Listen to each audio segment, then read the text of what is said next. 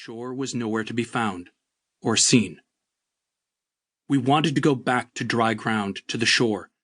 Even as we write this, it seems unreal.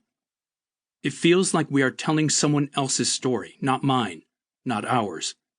But it is ours. This is our life.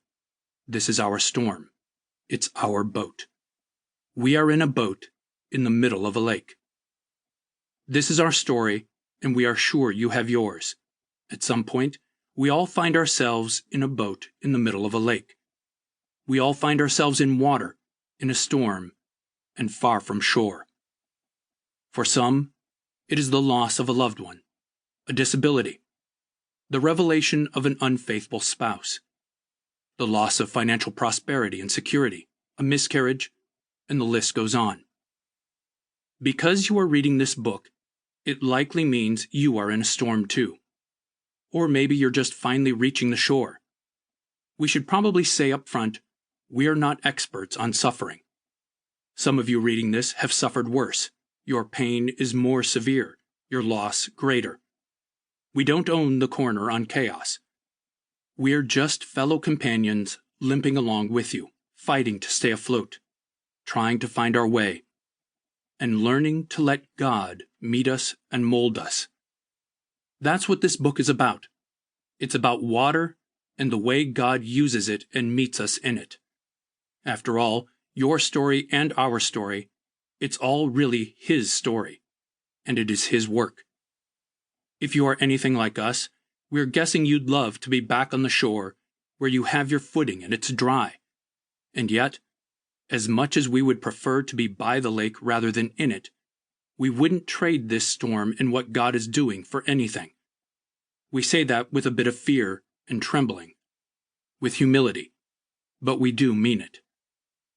We have tasted and seen God's goodness. We feel a little like Job, who said, "My ears had heard of you, but now my eyes have seen you." Job chapter 42, verse 5.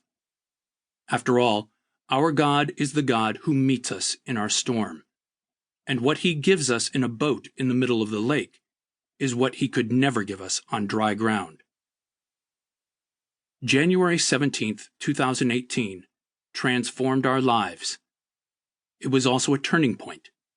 We began to wrestle with how God wanted us to walk through this. How do we faithfully and humbly trust Him in the midst of this? What does God want to teach us? How is He drawing us to Himself, desiring to deepen our faith? And with 4 kids, who at the time were 15, 13, 11, and 9, we wondered, how do we model an honest faith, one marked by trust, hope, and obedience? How does God want to meet us and mold us in the water? New location, new lesson. Ruth and I have always had a love-hate relationship with water. This might sound odd, considering we live in Michigan, a state bordered by 4 of the 5 Great Lakes. Depending on how you count them, there are over 11,000 lakes in Michigan. That is a lot of water. Let's just say we prefer looking at water to being in water. It's beautiful to the eye and cold to the touch, in our opinion. Which is why when we go kayaking, one of our favorite family activities, we have to harness ninja-like maneuvers to get from the dock to the kayak without becoming one with the water.